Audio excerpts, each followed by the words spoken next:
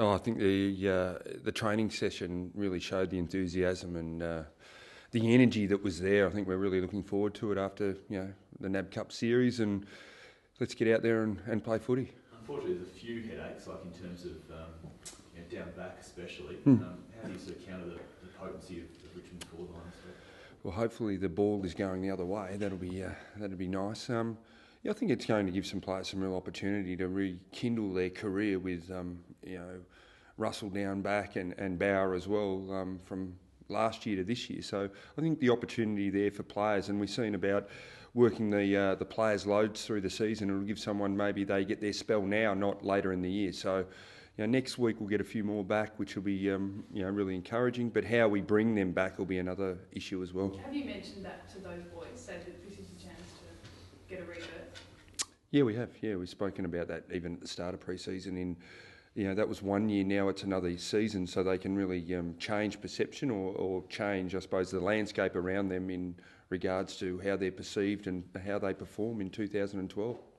Are the likes of Jamison, Daigan, are they far off? No, they're really close. Yeah, we're probably a week away from getting all those players back, but it's probably a little bit tight. So yeah. They'll play in the VFL?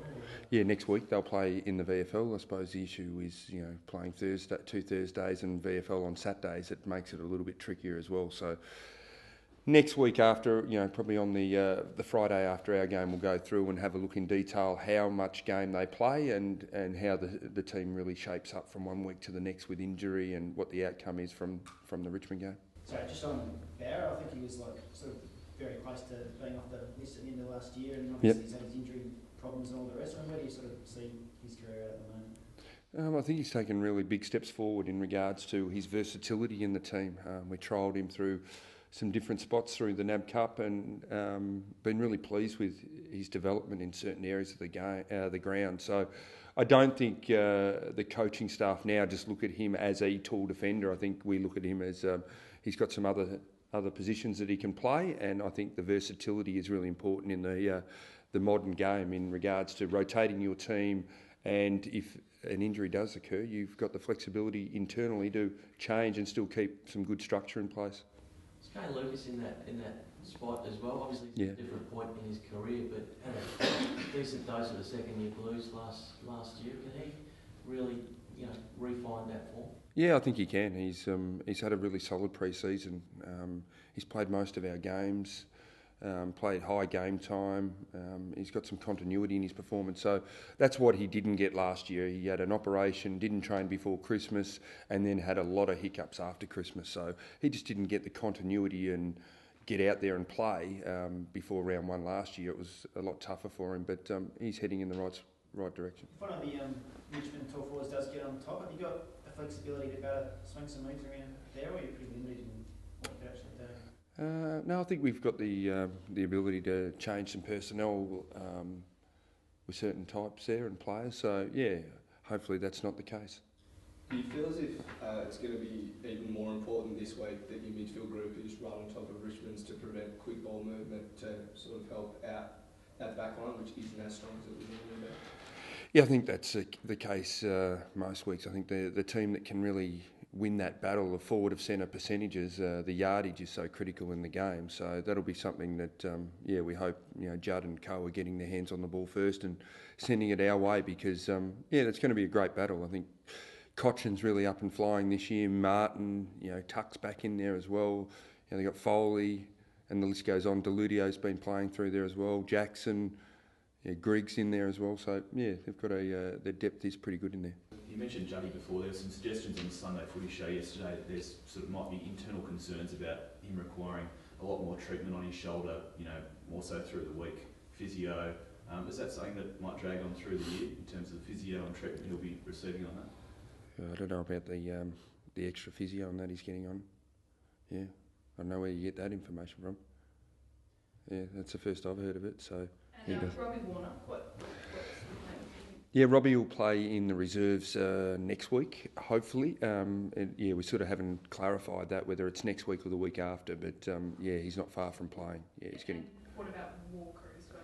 He will be similar to Robbie. We'll have to make that call. He won't play next week. It'll be the week after, or then the week after that. So just depending on how he goes. He ran today, he ran well, but yeah, we just don't want to make a call early and say, yes, he'll be there, because we're sort of unsure ourselves. Yep. You've beaten the Tigers the last 7 times, Rats, and hammered them last time we played. Do you reckon there could be a few scars there? Might be a thing. I'm not sure. I think every year's a new season, so you know, when the ball gets bounced, and like any game, everyone gets to feel each other out. It's like an arm wrestle, isn't it? And you start to get on top one team, and you know the pressures gets greater for the opposition. So that'll be sort of very similar in round one now, going on Thursday night. It'll be a feel each other out and then go from there. But yeah, hopefully, you know, we can get the game on our terms, and that's going to be fairly critical. And they've used a few new tactics with players off the back of the square, really taken a leaf out of the Geelong and Hawthorn. Ross Smith's there now, so whether they've used some of those tactics that they did at Hawthorn with the 7 defenders, they've sort of gone down that path. So our players are fully aware of what they're doing. But who gets the advantage when and how quickly in the game will be pretty critical for both teams.